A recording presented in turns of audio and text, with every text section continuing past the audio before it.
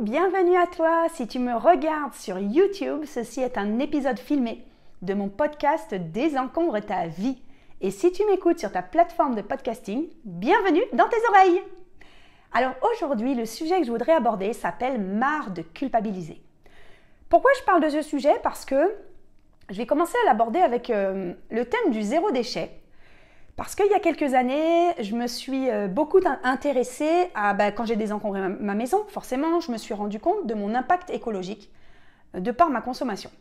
Donc en fait, au départ, j'ai désencombré ma maison, donc mes vêtements, le linge de maison, j'ai des meubles qui sont partis, puisque forcément, quand tu vides la moitié de ta maison, tu as besoin de moins de meubles. Et je me suis vraiment rendu compte de ma consommation. Je me suis dit, mais flûte, j'ai acheté des meubles chez Ikea, qui sont des trucs qui viennent de l'autre bout de la planète. J'ai beaucoup trop de vêtements qui pourrissaient dans mes placards, qui ont été produits. Donc je me suis intéressée à la consommation, au bilan carbone des vêtements qui sont produits. Si ça t'intéresse, j'ai un épisode de podcast qui est là-dessus, que j'ai sorti il y a quelques semaines, sur les vêtements écolos. Quel est le meilleur vêtement écolo à porter et pas cher? Et donc en fait, je me suis beaucoup renseignée sur tout mon impact écologique dans ma vie. Donc ça peut aller des vêtements, des possessions que j'ai à la maison, donc je l'ai dit, les meubles, etc. Mais également de mes déplacements, donc déplacements en voiture, des voyages que j'ai faits ou que je rêve de faire.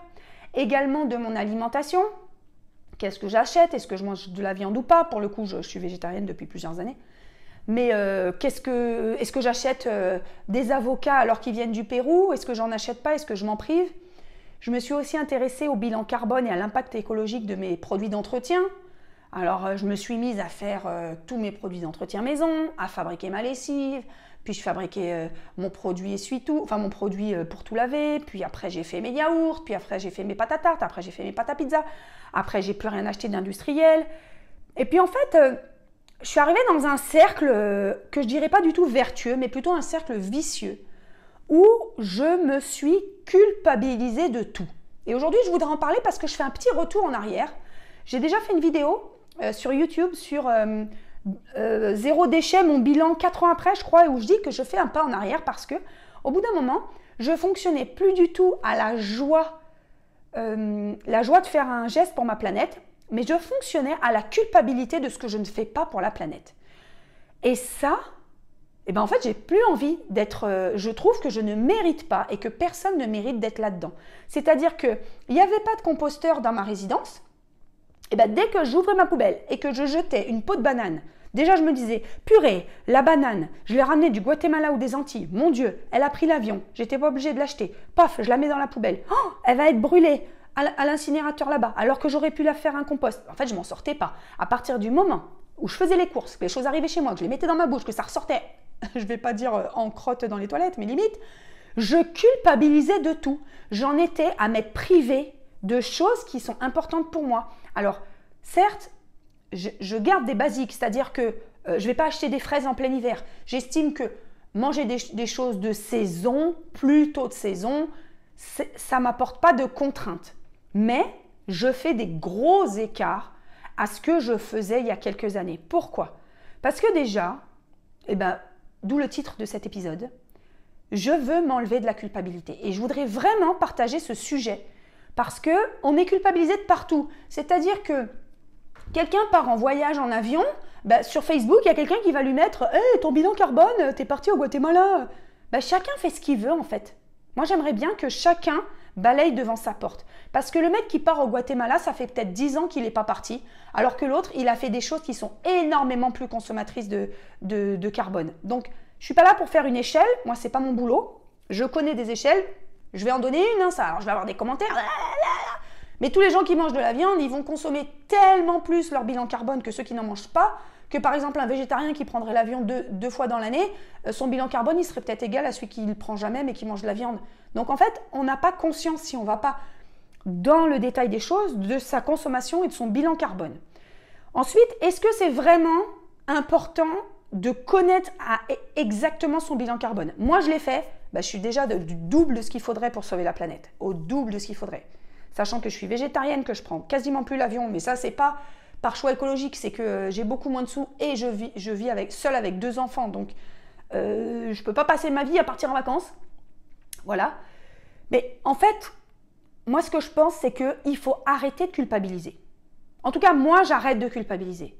Parce que ça m'a mise dans une situation de détresse, en fait, de détresse psychologique et de surmenage de travail. En fait, le soir, je me rappelle quand je faisais chauffer ma lessive, je devais attendre, après je mettais dans des bidons, je fabriquais mon savon pour les mains. Ah oui, je fabriquais mon savon pour les mains. En fait, je fabriquais tout, puis je me disais, c'est quand même bizarre, parce que pour faire ma lessive, il faut que j'achète le savon de Marseille. C'était du faux, du pas bien, qui venait sûrement de l'autre bout de la planète, qui était dans des emballages.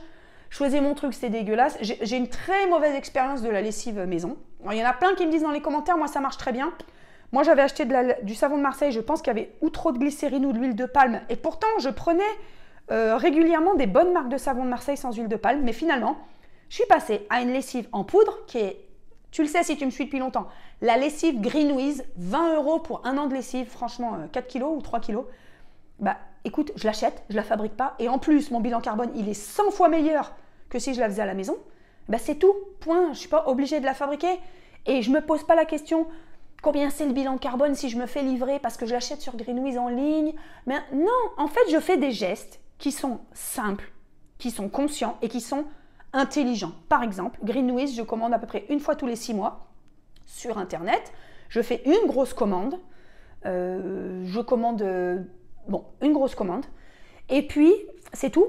Et ben c'est très bien, parce que de toute façon, un camion qui m'apporte 2 fois dans l'année des livraisons, c'est toujours mieux que si je vais dans un magasin. En plus, cette lessive ne se trouve pas en magasin. Donc, je me prends beaucoup moins la tête. Je suis revenue en arrière, c'est-à-dire que maintenant, j'achète ma pizza de la marque Char, donc sans gluten, sans lactose, puisque je suis intolérante au gluten. Et ben le vendredi soir, tous les vendredis soirs, je me fais ma pizza sans gluten, sans lactose. Je rajoute des champignons que j'ai achetés à mon magasin bio, je la mets au four et je culpabilise pas. Parce qu'en fait, j'ai jamais réussi à faire une pâte à pizza sans gluten qui soit pas dégueulasse. Alors oui, je vais avoir des recettes peut-être dans les commentaires. Ok, je les veux bien les recettes.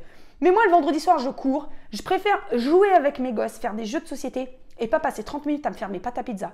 Je sais, ça prend que 5 minutes, mais 5 minutes, plus 5 minutes, plus 5 minutes, j'en suis arrivée à une saturation. Donc, je reviens en arrière sur mon zéro déchet écologie. Ça ne veut pas dire que je fais plus d'efforts. Je mange les légumes et les fruits de saison au maximum. Je fais une exception pour les bananes pour mes enfants. Moi, je crois que j'en mange quasiment plus. C'est pas que je veux pas, c'est que ça m'attire moins. J'achète pas de légumes surgelés. J'achète les légumes frais au magasin bio à côté de chez moi. Quand je peux, j'achète chez un maraîcher. J'utilise quasiment pas de produits d'entretien. Je ne m'achète pas de vêtements. Très rarement, une fois tous les 3-4 ans, j'achète un truc. Mes enfants n'ont que des vêtements d'occasion qu'on me donne ou que j'achète. Bon, il n'y a que les chaussures que j'achète neuves, mais j'ai pas le choix. J'essaye d'acheter éthique, j'essaye d'acheter sans souffrance animale. Au bout d'un moment, je pense que je fais ce que je peux. Parce que je me dis, la seule chose qui fonctionnerait, ce serait que je vive à poil, que je boive de l'eau et que je mange de l'air. Et là, oui, ok, je ne consommerai pas. Et encore, il ne faudrait pas que je me chauffe et il ne faudrait pas que j'aille aux toilettes ou que je ne tire pas la chasse. Voilà, donc oui, cette solution, je te la propose. Dis-moi si ça t'intéresse. Vivons nus, d'amour et d'eau fraîche et sans aller aux toilettes. Là, ça ne consommerait pas. Et on marcherait pieds nus dans la rue. Mais c'est juste pas possible. Donc, je suis sur cette planète. Moi, je n'ai pas choisi d'exister. J'ai fait le choix d'avoir des enfants, mais je me déculpabilise aussi de me dire... Parce que j'ai eu ça aussi à un moment. Oui, c'est quand même... Je me suis dit moi-même, c'est quand même super égoïste d'avoir fait des enfants alors que l'avenir de la planète est pas terrible et machin. Oh. Là, je me suis revenue à ma biologiste de formation où je me suis dit, les êtres humains, on est des animaux comme les autres. On est là pour se reproduire sur la Terre. C'est un instinct animal. Moi, j'ai ressenti le besoin d'avoir des enfants depuis que je suis petite et cette envie. Eh ben, je vais les élever du mieux que je peux en protégeant la planète qu'ils vont avoir. Et je ne vais pas me sentir responsable de toute la misère de la planète parce que c'est pas... Moi, mon impact, il est infime. Quand j'ai vu l'impact de certaines choses, je me suis dit, waouh! Par exemple, l'impact du sapin de Noël. Ah, ça, c'était hyper intéressant. Mon sapin de Noël, cette année encore, j'ai acheté un vrai sapin. Ok, un sapin vivant, quoi, qui est coupé. Et j'avais dit aux enfants, écoutez, j'aimerais bien cette année qu'on ait un sapin scandinave, donc avec des bouts de bois, et qu'on arrête d'acheter un être vivant, qu'on le coupe et qui meurt et tout. Et les enfants, ils ont dit, ah, maman. J'ai dit, bon. Là, je me suis fait violence. Je me suis dit, allez, Nadia, on le prend pour les enfants. J'ai pris un vrai sapin, j'ai culpabilisé du vrai sapin. Je me suis dit, Nadia, il y a un sapin qui a poussé 6 ans ou 12 ans. Tu le fous dans ton salon, au bout d'un mois, il est tout sec comme ça. t'as pas honte de toi, pour la planète et tout. Oh, je me suis fait tout un autopataquès pour ce sapin de Noël, alors que j'ai écouté hier un podcast hyper intéressant qui s'appelle L'envers du décor, vert, V-E-R-T. C'est justement sur l'écologie et sur l'envers du décor de l'écologie, qui déconstruit les mythes, qui disait que mon sapin de Noël, s'il est bien, alors tout est dans le reconditionnement à la fin. Moi, je l'emmène après à pied, avec une petite carriole, à un endroit dans ma ville où il va être broyé pour faire du compost, enfin, pas du compost, du broyat qu'ils mettent après dans les plantations de la ville. Et en fait, si on fait ça, mon sapin de Noël, il représente 0,03% de mon bilan carbone de l'année. Donc je me suis 0,03, hein, c'est vraiment pas beaucoup, hein, 0,03%. Donc en fait, si je m'en passe, non seulement j'enlève 0,03%, mais c'est même pas vrai, parce que le sapin scandinave que je vais acheter sur Internet, il aura été fait avec du bois, donc déjà il y aura au moins 2 ou 3 sapins ou je sais pas quel arbre qui aura été coupé, il aura été manufacturé, il aura été emballé dans du carton, puis je l'aurai acheté sur Internet, il aura été acheminé. Donc en vrai, il va falloir 7 ans, 8 ans pour que le bilan carbone de mon sapin scandinave soit remis à zéro. Donc tout ça pour dire que je vais continuer à prendre des sapins. En plus, les sapins qu'on coupe, ils sont dans des plantations de sapins. Ça oxygène la planète. Ça permet de capter du CO2. Donc voilà, je déculpabilise sur mon sapin. Et l'année prochaine, si je peux, j'en achèterai un encore plus grand. La seule chose, c'est que j'ai une voiture et il faut que le sapin il rentre dedans. Mais c'était un exemple hyper précis sur le fait que je me suis pris la tête. Je me suis angoissée. Je me suis culpabilisée et je me suis dit, mais j'en suis où? À vouloir pas faire plaisir à mes enfants pour un truc où mon idée finalement elle était fausse. Donc déjà c'est important de se dire ça. Quand on a de l'éco-culpabilité, parfois notre réflexion elle est fausse. Elle est fausse parce que on n'a pas des vraies idées. J'ai fait aujourd'hui un questionnaire hyper intéressant qui était justement sur les idées reçues. Alors qu'est-ce qui a le plus grand bilan carbone? Alors je sais pas, c'était 1 kilo de banane ou 1 kilo de machin et tout. Et c'était intéressant parce que des fois on se trompe. Même moi qui suis plutôt pas mauvaise sur ces sujets-là, des fois je me suis trompée. Donc c'était très intéressant. Donc tout ça pour dire que non seulement moi j'arrête de culpabiliser envers moi-même, mais surtout j'aimerais bien qu'on arrête de culpabiliser les gens. Alors certes, moi je suis par exemple, je vais donner un autre exemple. Moi je suis végétarienne depuis des années. Je ne culpabilise jamais les gens qui mangent de la viande. Je ne les appelle pas les viandards, je leur dis pas ouais tu bouffes de la viande, c'est à cause de ça que la planète va écrouler. Il est vrai que si on arrêtait de manger de la viande, ça serait une grande incidence sur la pollution de la planète. C'est un fait, ok? Maintenant, moi, je blâme pas les gens qui mangent de la viande, ils font ce qu'ils veulent. Ils aiment ça, ils sont pas forcément au courant, ou c'est une habitude, ok, y a pas de souci. Par contre, arrêtez de faire des blagues pourries sur les végétariens et les véganes, parce que je trouve que arrêter de culpabiliser pour soi, arrêter de faire culpabiliser les autres, ça demande aussi un respect des habitudes des autres. C'est-à-dire que si mes voisins, ils jettent... moi c'est le cas. Tiens, c'est le cas. Moi, je m'embête à essayer de réduire mes déchets, la poubelle jaune, à essayer d'en avoir le moins possible et tout. Et j'ai des voisins qui boivent encore de l'eau en bouteille. Bon, avant, ça me rendait malade. Je me disais, mais putain, mais c'est pas possible, on est en 2023, ils n'ont pas compris. La planète, l'eau en bouteille, le plastique, et moi, je me fais chier dans mon coin, et nanana. En fait, maintenant, je me dis, moi, tant mieux si je fais mon geste. Tant mieux, c'est envers moi-même, je n'ai pas de compte à rendre aux autres et ils n'ont pas de compte à rendre aux autres. Par contre, on peut partager des choses, on peut partager des informations, on peut essayer de donner des infos, on peut dire tiens, il y a un composteur commun, si tu veux je t'aide à t'expliquer comment il faut faire, ce qu'on peut mettre, ce qu'on ne peut pas faire. Ou on peut essayer, par mes vidéos, par mes podcasts, je peux essayer d'informer sur ce que je connais, mais ne pas blâmer les autres, ne pas les culpabiliser, ne pas les juger. Est-ce que tu es d'accord avec ça? Alors, il y en a qui sont extrêmes sur ça, qui disent « Oui, mais il y a urgence, on est obligé. » Ouais, mais moi, je pense que ça ne marche pas, en fait.